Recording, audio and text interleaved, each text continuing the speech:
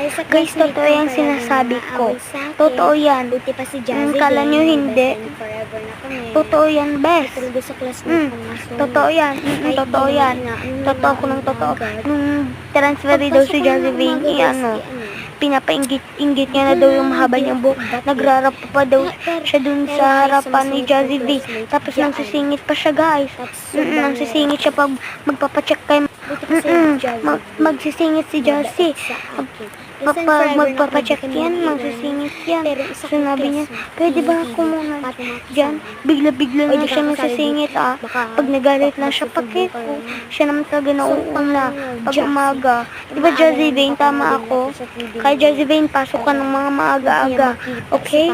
Para hindi tayo awayin yan. Pangit kasi yan. Joke lang, baka magagalit ka naman, magsasampalit tayo. Piling-piling nga, guys, palastog pa yan. Piling-piling niya, guys, palastog talaga yan.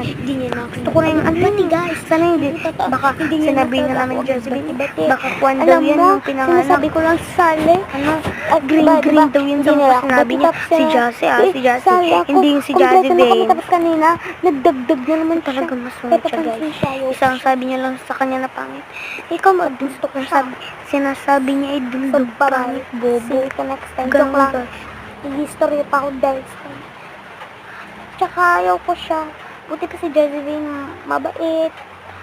Straight lang kami dalawa. Pares lang kami ng ugali. Ganon. So, bye.